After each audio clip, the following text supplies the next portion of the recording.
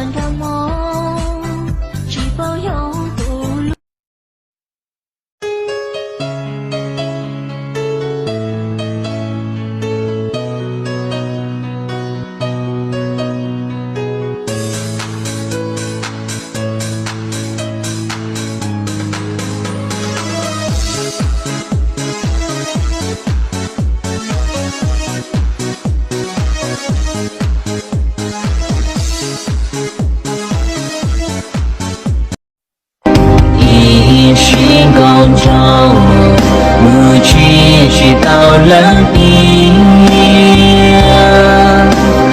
古马启动，路觉莫照着去，心呀发流的。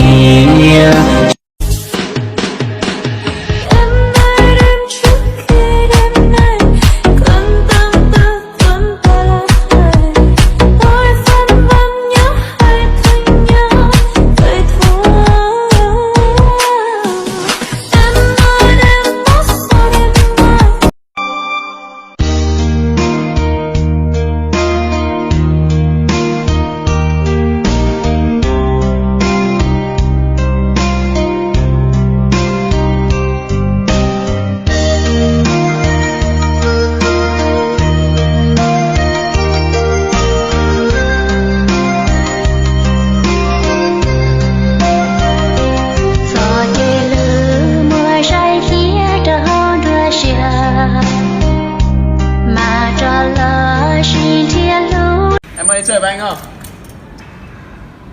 Cái xe ghẻ này mà cũng đòi chở gái á. Này, em nhìn thế thôi, chở được con lợn 100 cân đấy. Mà nhìn em thế này ấy, chắc đếch thì đã bằng con lợn như anh đâu mà sĩ dởm. Chắc đếch thì đã bằng con lợn như anh đâu mà sĩ dởm.